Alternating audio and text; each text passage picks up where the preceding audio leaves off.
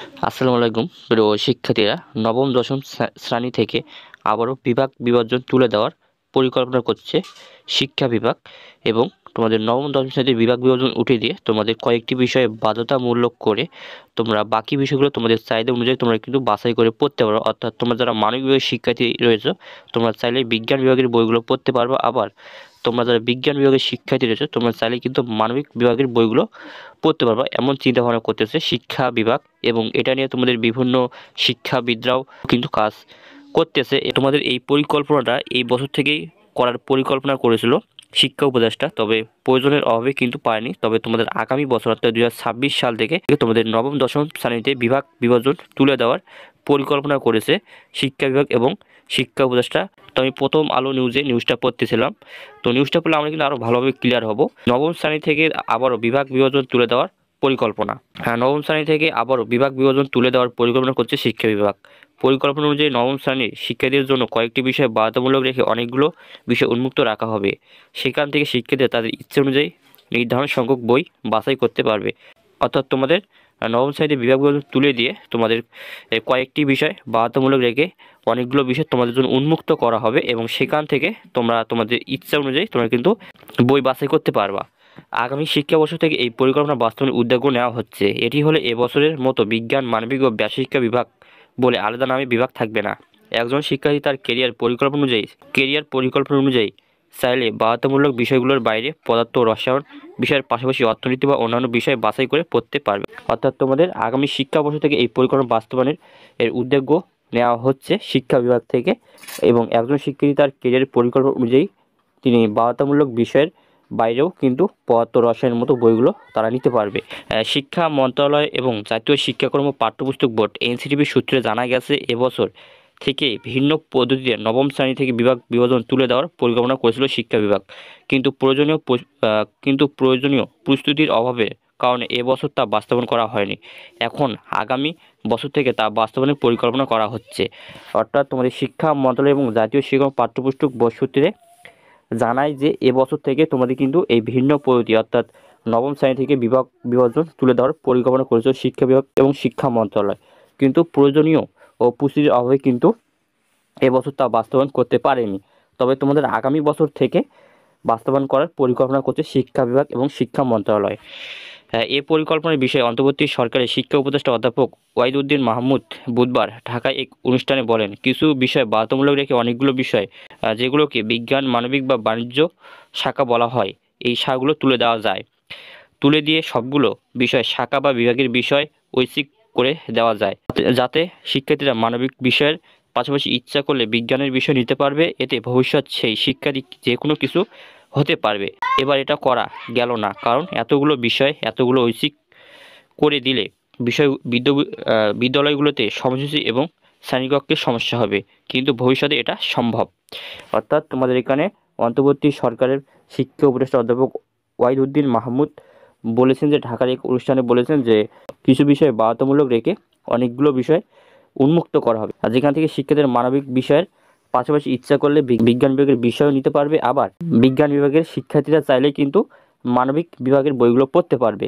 যে কোনো কিছু করা যাবে, এবং এটা করলে কিন্তু অনেকটাই ভালো হবে। শিক্ষার্থীরা চাইলেই কিন্তু যে কোনো বই বাছাই করতে পারে, কারণ অনেক শিক্ষার্থী রয়েছে যারা মানবিক বিভাগ থেকে বিজ্ঞান বিভাগের বিষয়গুলো পড়তে চায়। সেক্ষেত্রে এমন চিন্তা ভাবনা করলে কিন্তু অনেকটাই কিন্তু বেটার হবে বলে আমার মনে হয়। এনসিটিবির একাধিক কর্মকর্তাও এই পরিকল্পনার কথা জানিয়েছেন। একজন কর্মকর্তা বলেন, পড়ার জন্য মোট বিষয় থাকবে 10টি। এর মধ্যে বাংলা, ইংরেজি, গণিত, তথ্য যোগাযোগ প্রযুক্তি, ধর্ম বিষয়ের মতো 5 থেকে 6টি বিষয় বাধ্যতামূলক রেখে বাকি বিষয়গুলো উন্মুক্ত রাখা হবে। বাকি বিষয়গুলো থেকে পছন্দ করে নির্ধারিত সংখ্যক বিষয় বাছাই করবে শিক্ষার্থীরা। অর্থাৎ তোমাদের এনসিটিবির একাধিক কর্মকর্তারা এটার পরিকল্পনার কথা জানিয়েছে, এবং একজন কর্মকর্তাও বলে, এবং তোমাদের নবম দশম শ্রেণীতে পড়ার জন্য 10টি বিষয় থাকবে। এর মধ্যে তোমাদের বাংলা, ইংরেজি, আইসিটি, ধর্মের মতো তোমাদের 5 থেকে 6টি বিষয় বাধ্যতামূলক করা হবে, এবং বাকি বিষয়গুলো তোমাদের জন্য উন্মুক্ত করে দেওয়া হবে, যেখান থেকে তোমরা ইচ্ছা করলে তোমরা যে কোনো বই বাছাই করে নিতে পারবা। তবে এনসিটিবির আরেকজন কর্মকর্তা বলেন, পৃথিবীর অনেক দেশে বর্তমানে একমুখী শিক্ষা ব্যবস্থা থাকলেও তাতে অনেক বিকল্প রাখা হয়ে আছে। যে কোনো শিক্ষার্থী ইচ্ছা করলে পুরোপুরি বিজ্ঞানের বিষয়গুলো যেন নিতে পারে তেমন কিছু বিষয় বিজ্ঞানের, আবার কিছু বিষয় মানবিক বা ব্যবসায়িক শিক্ষা সংক্রান্ত বাছাই করতে পারে। বিষয় নির্বাচনের স্বাধীনতা থাকলে শিক্ষার্থীরা তাদের ভবিষ্যৎ ক্রিয়া চিন্তা করে পড়তে পারবে। ইংরেজির মাধ্যমে পড়াশোনায় এ ধরনের ব্যবস্থা আছে। অর্থাৎ এখানে ইনস্টিটিউটের আরেক কর্মকর্তা বলেন, অনেক দেশেই বর্তমানে একমুখী শিক্ষা ব্যবস্থা আছে, তাতে কিন্তু তাদের বিকল্প রয়েছে এবং যেখানে শিক্ষার্থী ইচ্ছা করলে পুরোপুরি বিজ্ঞান বিষয়গুলো যেমন নিতে পারবে, আবার কিছু বিষয়ে মানবিকে বা ব্যবসা সংক্রান্ত বাছাই করতে পারবে। অর্থাৎ চাইলে বিজ্ঞান বিভাগের শিক্ষার্থীরা মানবিক বিভাগের বিষয়গুলো পড়তে পারবে, আবার মানবিক বিভাগের শিক্ষার্থীরা চাইলে কিন্তু বিজ্ঞান বিভাগের বিষয়গুলো পড়তে পারবে। তবে বাইরের দেশের ফর্মুলা হঠাৎ বাংলাদেশে বাস্তবায়ন করা কঠিন। এখানে এমনিতেই অনেক শিক্ষার্থী শিখন ঘাটতি রেখে পরবর্তী শ্রেণীতে যায়। এখানকার শিক্ষকদের মধ্যেও দুর্বলতা আছে। এই অবস্থায় এত নিচে ক্লাসে নবম শ্রেণী এত বৈচিত্র্য আনাটা ঠিক হবে কিনা সেটা আরও ভাবতে হবে। ঢাকা বিশ্ববিদ্যালয়ের শিক্ষা ও গবেষণা ইনস্টিটিউটের অধ্যাপক এস.এম. হাফিজুর রহমান, এই শিক্ষা ব্যবস্থাটা তোমাদের কিন্তু বাইরের দেশে বর্তমানে চালু রয়েছে এবং হঠাৎ করে বাংলাদেশে এটা বাস্তবায়ন করা কঠিন এবং এমনিতেই অনেক শিক্ষার্থী শিখন ঘাটতি রেখে কিন্তু পরবর্তী শ্রেণীতে যায় আমাদের বাংলাদেশে। এখনকার শিক্ষকদের মধ্যে কিন্তু অনেক দুর্বলতা রয়েছে। এই অবস্থায় কিন্তু নিচের ক্লাসে নবম শ্রেণীতে এত বৈচিত্র্য আনাটাও কিন্তু একটা সময়ের ব্যাপার এবং সেটা নিয়ে কিন্তু অনেকটাই ভাবা রয়েছে শিক্ষাবিদদের। অবশ্য বিভাজন তুলে দেওয়ার নতুন যে পরিকল্পনা করা হচ্ছে সেটি বাস্তবায়নে চ্যালেঞ্জও আছে অনেক, কারণ বিষয় নির্বাচনে এত ভিন্নতা থাকলে ক্লাস নিতে অসুবিধাও হতে পারে, কারণ এত শিক্ষক ও অবকাঠামো বর্তমানে নেই। যদিও এনসিটিবির একজন কর্মকর্তা বলছেন এখন থেকে পরিকল্পনা করে এগোলে বাস্তবায়ন করা সম্ভব। অর্থাৎ তারা এখন থেকে কিন্তু চিন্তা ভাবনা করতেছে যে এই শিক্ষা ব্যবস্থা বাস্তবায়ন করা যাবে কিনা বিভাজন তুলে দিয়ে। হঠাৎ করে যদি এই নবম দশম শ্রেণীতে এই শিক্ষা ব্যবস্থা আনা হয়, সেক্ষেত্রে কিন্তু এখানে শিক্ষকদের অভাব রয়েছে, শিক্ষকদের দুর্বলতা রয়েছে, সেক্ষেত্রে কিন্তু এটা নিয়ে কিন্তু তারাও ভালোভাবে চিন্তা ভাবনা করবে। এখন থেকে তারা কিন্তু কাজ শুরু করে দিয়েছে বিভিন্ন শিক্ষা গবেষকরা। জানতে চাইলে ঢাকা বিদ্যালয়ের শিক্ষা ও গবেষণা ইনস্টিটিউটের অধ্যাপক এস.এম. হাফিজুর রহমান প্রথম আলোকে বলেন, বাইরের দেশের ফলগুলো হঠাৎ বাংলাদেশে বাস্তবায়ন করা কঠিন। এখানে এমনিতেই অনেক শিক্ষার্থী শিখন ঘাটতি রেখে পরবর্তী শ্রেণীতে যায়। এখানকার শিক্ষকদের মধ্যে দুর্বলতা আছে।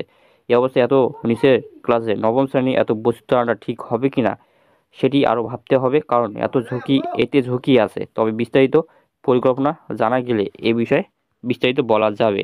আশা করি তোমরা বিষয়গুলো বুঝতে পারছো যে কেন তোমাদের নবম শ্রেণী থেকে আবার বিভাজন তুলে দেওয়ার চিন্তা ভাবনা করতেছে শিক্ষা উপদেষ্টা এবং শিক্ষা বিভাগ।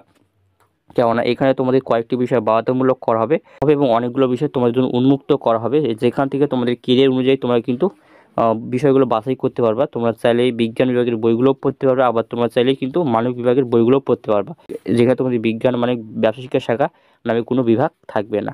এটা তোমাদের আগামী শিক্ষাবর্ষ থেকে বাস্তবায়ন করার পরিকল্পনা করছে শিক্ষা বিভাগ। তো দেখা যাক কী হয়, কারণ এটা করলে অনেকটাই ভালো হবে, কারণ এই শিক্ষা ব্যবস্থা কিন্তু অন্যান্য দেশেও কিন্তু চালু রয়েছে, তবে অন্যান্য দেশের এর বিকল্প পদ্ধতিও কিন্তু রয়েছে। কিন্তু বাংলাদেশে হঠাৎ করে এই শিক্ষা ব্যবস্থা চালু করলে কিন্তু অনেকটাই ঝুঁকির মুখে পড়বে শিক্ষা ব্যবস্থা, কারণ বাংলাদেশে এখনও কারণ শিক্ষকের দুর্বলতা অনেকটাই রয়েছে এখন, সেক্ষেত্রে এটা ঝুঁকি রয়েছে। তবে শিক্ষাবিদরা এটা নিয়ে কাজ করতেছে। আশা করি এই শিক্ষা ব্যবস্থা তোমাদের আগামী শিক্ষাবর্ষ থেকে হতে পারে। তো আশা করি তোমার বিষয়গুলো বুঝতে পারছো। তো এখানে ভিডিও শেষ করে যদি ভিডিও ভালো লাগে অবশ্যই একটা লাইক সাবস্ক্রাইব করো, তোমাদের বোনের মাঝে শেয়ার করো। তো দেখো 4টা ভালো থাকো।